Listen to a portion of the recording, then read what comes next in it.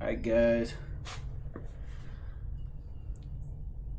even though it's, I don't know, in the 30s right now, probably like 33, 34, 35 degrees, somewhere like that. I wasn't sure about the thread lock, if it needed to be done in a certain temperature range, but I pulled out my buddy heater. I got it running, and I turned off my little one I had plugged in because it makes a little whining noise. I didn't want it to mess with the audio. But we're gonna go ahead and go over how I dampen the skid plate, show you kind of what's going on. I'm gonna get it thread locked down so I can let it sit for 24 hours and maybe go out midday tomorrow, get a little ride in. All right, real quick. See how I made these new spacers for the skid plate, making them out of rubber to replace the spacers that came with the skid plate. For now, see how it works. They're a little bit wider, but that doesn't really matter. Just took one of the spacers that came, cut it down a little sideways because these spacers have a spot that's not perfectly flat. That's how they sit with the skid plate on the motorcycle to make it flush sitting. This one has the same. Another thing actually about these, I don't know if we could see this, but this spacer is super low quality.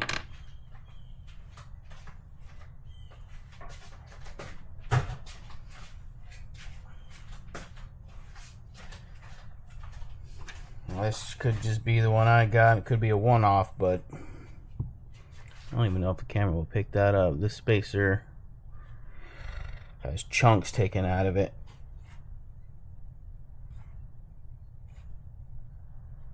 I don't know what kind of spacer that is, but super low quality. Has huge gouges.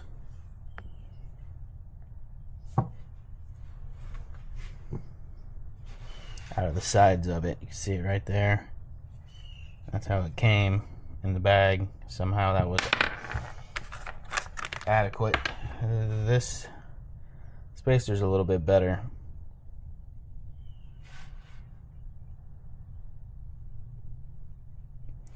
But the small one that came with it is horrendous. Anyways, so I took these spacers that I ordered, the rubber spacers, cut them fairly close, kind of had the same angle, and then I just set them on the workbench here. That is pretty close to the right angle, almost perfect, and then I pressed on it, and it goes down to about the same height. That's on both of these.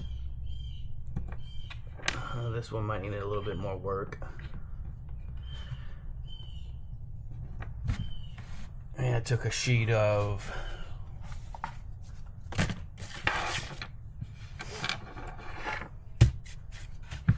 sandpaper and took it, kind of rubbed it on it just right in here. Didn't even take it out of the pack.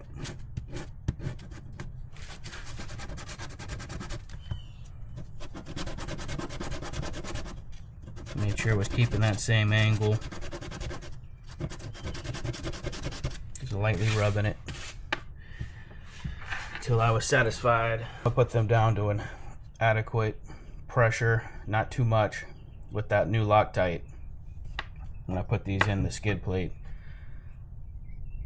Because what I'm thinking is, if you put too much torque, too much pressure on these, even though they're rubber, they'll pretty much just act as a solid spacer if you have too much pressure on them. So I want just enough to hold it nice and firm, but not too much to where it takes away any dampening that these could offer. pretty much be laying on the skid plate, and it will come up and put pressure on the skid plate to the frame. That will give it more surface area, plus the rubber that this is pushing onto the frame, onto the skid plate, onto the frame, and that is going to take a lot of extra vibration out of everything. Here's the original, and it's actually a tad bit skinnier in here than this was, but I'm just going to leave it like that. I mean, it's just a hair, not even a 1/16 of an inch, just super small difference. Whoops, fish that out of there. Anyways, there's that one, as you can see, and I'm definitely not going to change it because this side of the skid plate felt little to almost no vibration whatsoever now, so I'm leaving it like that. I'm not going to adjust it. I'm going to try to eyeball it.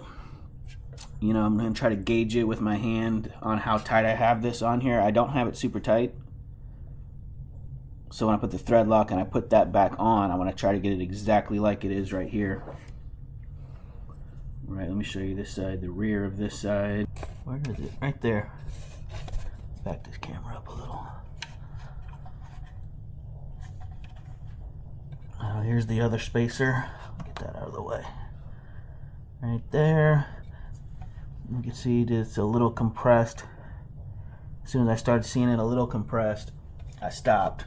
But that's actually 2 rubber spacers. These ones are still on what they came on, but the first one, which is this, I think it was this thickness, the mid thickness. I could tell you the exact measurements maybe in the description. But that brought the skid plate too close to the bottom down here where this rear shock thing is. I could tell that it was a little closer than the factory set point on this skid plate. So I added the thinner spacer that also came with it. As you can see it on the top there, I don't know if you can see the line. There's a thin one on the top and the mid one on the bottom, and it made it perfect. There's that one, so I just put them on there like that. Easy peasy. Let me show the underneath here. Now we're over here. Here's the new hole on the bottom. It looks perfect to drain the oil. I feel like I could easily now, you know, get your hand under here, get your hand under here, get that bolt out, pull it out, and it's easily going to make that hole without getting on the skid plate or anything. So that hole is a perfect size now to me. And I'll probably go ahead and get the regular 17mm head drain plug with the bigger magnet on it. There's no need for the low one here, since the skid plate goes down so far. That hole is perfect now. Okay, here's the other side spacer on there. Also, the ones that came with the skid plate have that cut in them to keep them at an angle to make this flush fitting. And I did make that angle on there, but with these ones that came with it, you have to sit here and like turn it and mess with it while you're tightening this down to make sure it's in the perfect position to sit flat and flush. This, I didn't do anything. I just started tightening them down, and as you can see, it is perfectly flush and flat. But that's that one, and it's like identical. It's like identical on the sides of the spacer that came with it.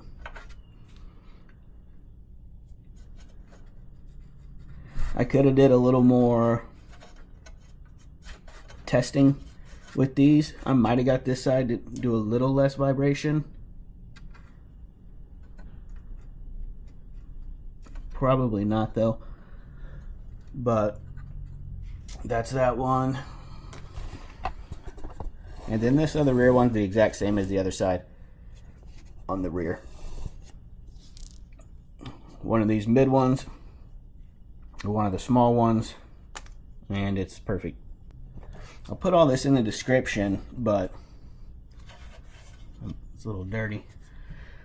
I had shown this before, I think, real quick in one of the videos when I had gotten my stuff to dampen this. This is just a inch thick rubber, pretty much a rubber block, and it's the perfect, what do you call that? I don't know, I'll look it up, I'll put it in the description, but it's the perfect density for, it's not too soft and it's not too hard.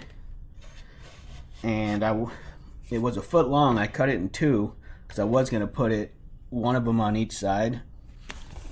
See that bar right there, the frame? I was going to put one under each side of the bar, but I had it under there and I couldn't push it up and get these screws screwed in like they're supposed to be, so I was going to have to do some dremeling and shaving in the middle of this. So we'll go around that bar and it will give me room to be able to tighten everything down. Well, then I thought, you know what, let me just put this in the front, and it pretty much fit perfect. Going, there you go, hold on. There you go. I don't know if you can see that. I'm trying to get a good angle. Let's go around the other side, might be better. You can see the frame there, so pretty much it's going across the skid plate right there from one side of the frame to the other. And it's locked down right there. I'm pushing on it right now. There's no movement whatsoever, so it's jammed in between the skid plate and the frame. Once again, this hose is kind of in the way. Let me see if I can move it. There you go. There's this side of it. Kind of lined it up with the second little slot in the skid plate here on both sides. And you can see that it's on the bottom of the frame pipe right there on this side, and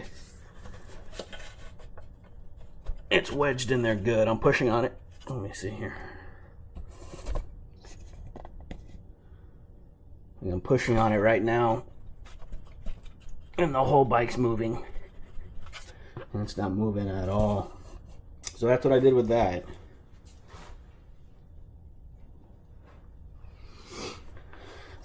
And it seemed to work. I didn't ride it without that there to see a difference. Put it there, rode it, everything seems good. So with the two bushings in the front where it connects,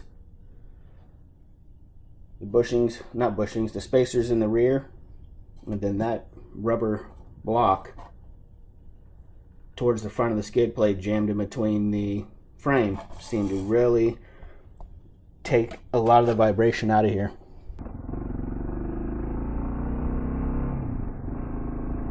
One more pass, just getting the motor warmed up.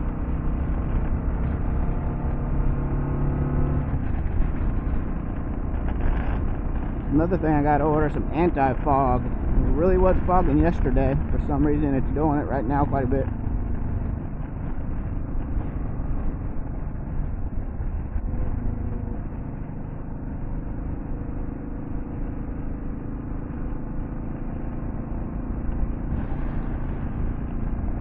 Still vibrating a little bit. I definitely feel like it's less vibrating.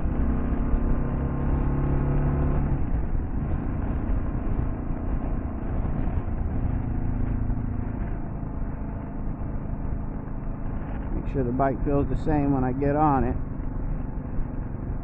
Pretty sure I was touching it at about those speeds, and it feels almost half the vibration that it felt before. Before was enough to quickly put your foot to sleep type of vibrating, and those bolts are going to come loose probably fairly quick. I don't have them super tight either because I didn't want to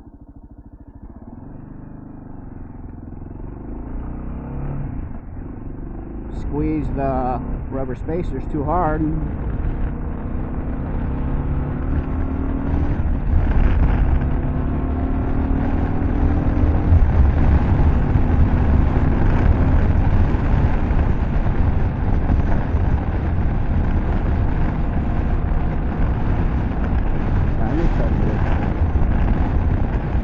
Okay. Especially this right side, it is so much less vibrating, less vibration. Not even funny, it's almost completely gone.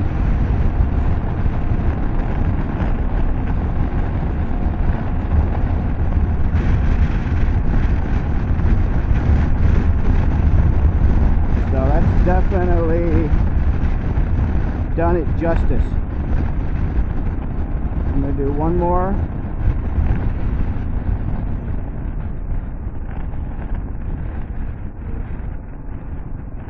Definitely the left side for some reason is a little bit more vibrating, but the right side is almost surprisingly, like when I touch it I'm a little shocked, like what, where's the vibration?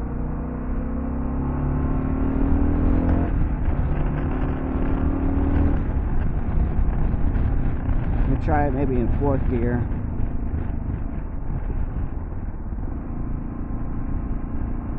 I was in 5th when I tried it.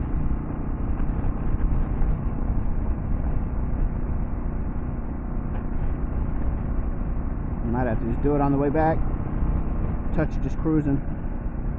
Oh yeah, the right side is so much better. Feels like less than it felt when the regular skid plate was on it, when the OEM skid plate was on it and I touched it.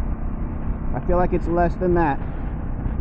The right side, it's probably about what that was.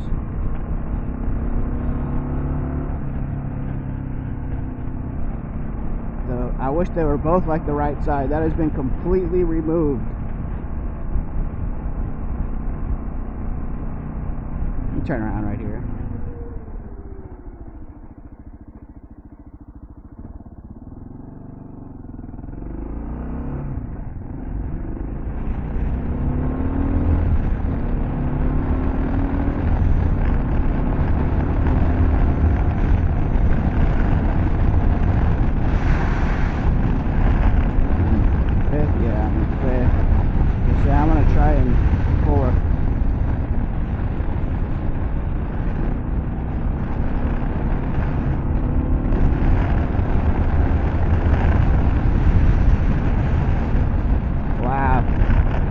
Definitely both sides are better, and I keep saying it because I keep being stunned.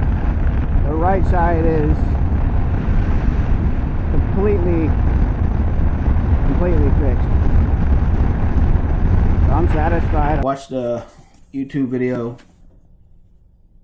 on a guy that was doing different tests on Loctites. I was interested in this one and another one because they did the best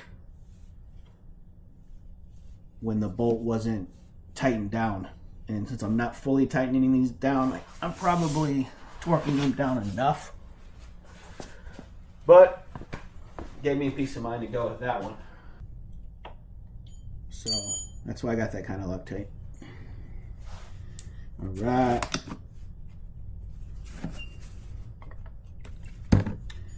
Clean the bolt.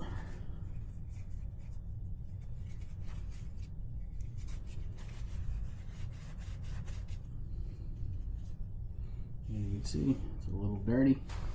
All right, another reason why I got this Loctite over the other one is the consistency of it.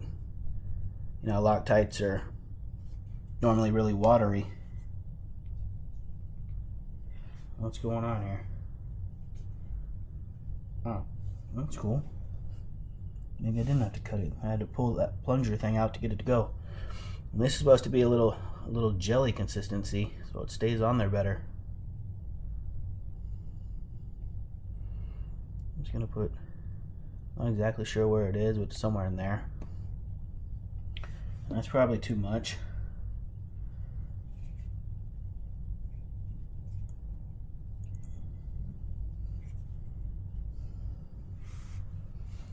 Okay.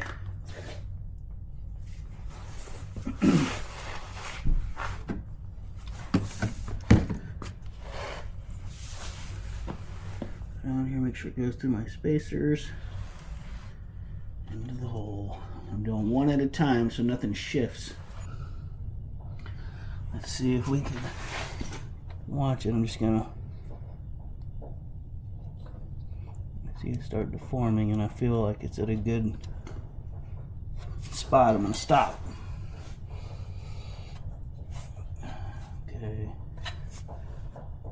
I'll go a little more because I at least want it flush down here. It's a little not flush.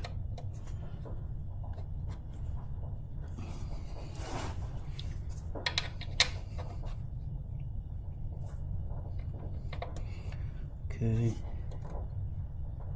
Yeah, I feel like that's good.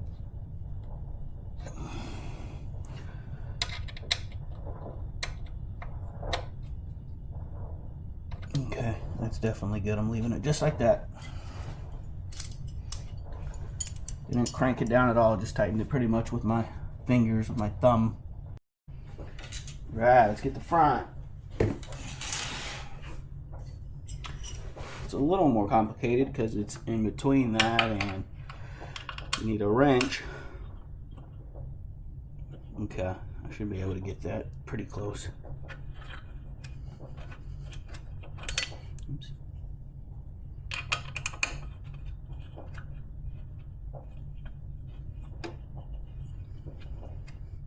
But it's actually easier to use the rubber spacers than it is to use the metal spacers that it came with it. It was kind of a pain to get those in here. Get some in there to kind of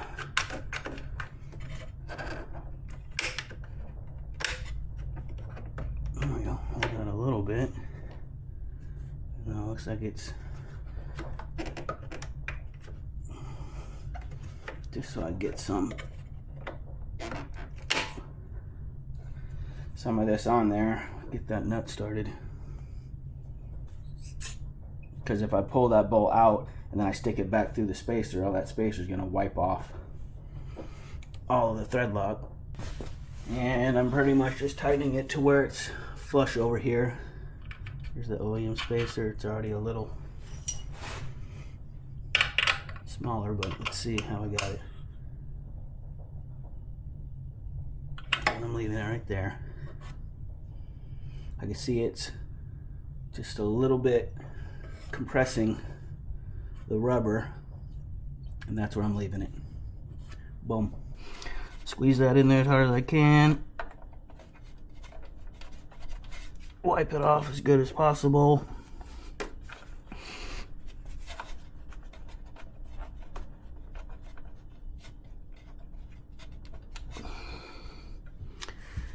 Let it dry. Alright, got the lock tight inside of the nut.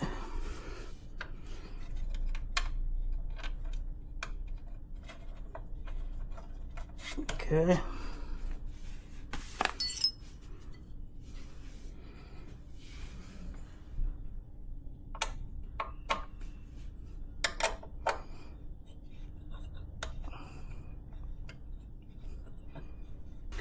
We're flush.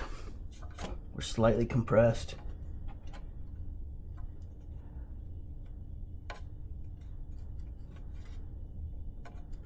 Looks good to me. Alright, well that's it. Just wanted to show how I'm dampening that skid plate. These are the spacers I used.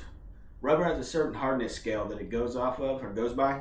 I'll put these in the description. I'll put what hardness scale they are or whatever that's called. These are perfect for it. I got some that were too hard for it. Here's the rubber block. The other half of it that I used down there, I think that also helped take out a lot of that vibration. It just has more surface area pressing against that skid plate. If anything goes wrong in the future or whatever, I'll do another video on it. I think it's going to be pretty good though. I was surprised. You'll see the test ride on how much vibration that actually took out of the skid plate. Hopefully that Loctite holds. I'll check it every 10, 20, 30 miles.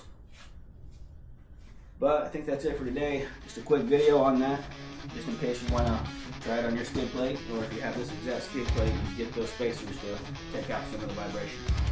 Alright guys, later.